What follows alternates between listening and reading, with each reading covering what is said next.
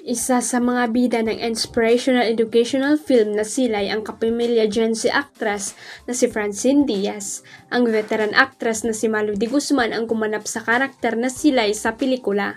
Nakakatuwa si Francine kasi kahit nga hindi siya pinakabida sa pelikula ay okay lang sa kanya at ginawa nga niya ang nasabing pelikula.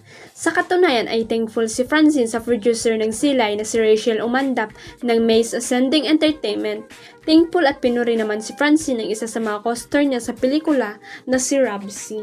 Kwento kasi ni Rob na kasama sila ni Francine sa isang commercial noong nagsisimula pa lamang ito.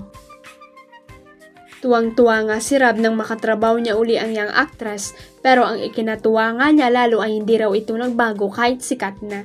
Sa katunayan nga raw ay si Francine pa ang unang bumati sa kanya sa shooting, wala nga raw kayabang-yabang si Francine. Samantala, wish naman ng mga fan ni Francine na maipalabas sa mga sine ang Silay. Ayon kasi sa producer nilang si Rachel, ipalalabas lamang ito sa mga school.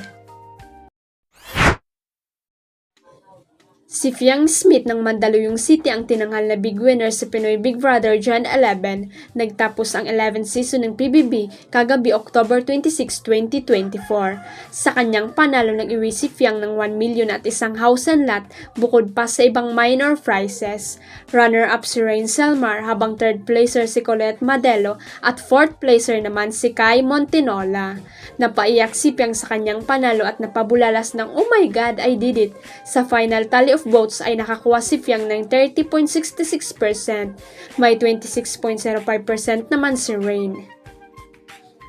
Halos nakadikit kay Rain si Colette na may 25.91% habang 17.38% ang nakuha ni Kai.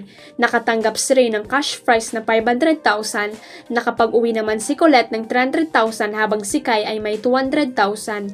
Ang Big Four ay nakapagkalooban din ng round trip tour package sa South Korea. Nagsimula ang 11th season ng Gen 11, short for Generation 11 noong July 20, 2024.